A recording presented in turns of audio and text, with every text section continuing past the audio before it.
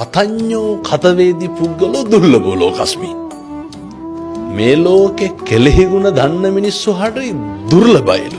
ඒක නම් ඇත්ත හොඳේ. අවශ්‍යතාවයේ සම්පූර්ණ වුණාට පස්සේ ආය මිනිස්සු අපි තියාගන්නේ නැහැ. කාර්ය කෙරවෙනතුරු කාගෙත් රැවටිල්ල කියලා දෙයක් තියෙනවා. ඔය අපේ ජන කවිය මේවා හොඳට පත්තියන් වෙච්ච මිනිස්සුන්ගේ කටවල් වලින් කියවෙච්චා.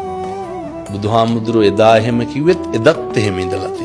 අදත් ඉන්නවා. මේක හෙට මීට වඩා වැඩි වෙන්න කාලේ හොඳයි. අද වැරදි. ආයෙත් හෙට හොඳයි. වෙන්න පුළුවන්. කාලේ හොඳයි. අද වැරදි. ආයෙත් හෙට හොඳයි. අවශ්‍යතාවයේ අනුව තමයි මිනිස්සයා හොඳ නරක තීරණය කරන්නේ. අපි අපේ හොඳම යාළුවා අතින් වැරද්දක් වුණාම ඒක වැරද්දක් විදිහට දකිනවද? සේම නෑ. මගේ එකා කියලා කියන්නේ. මගේ එකා කියලා නේ ඒක ඒක ෂේප් හදාගමු කියලා. ෂේප් කරලා දානවානේ. මං හරියට නම් කියනකොට සමහරක් වෙලාවට පැහැදිලිව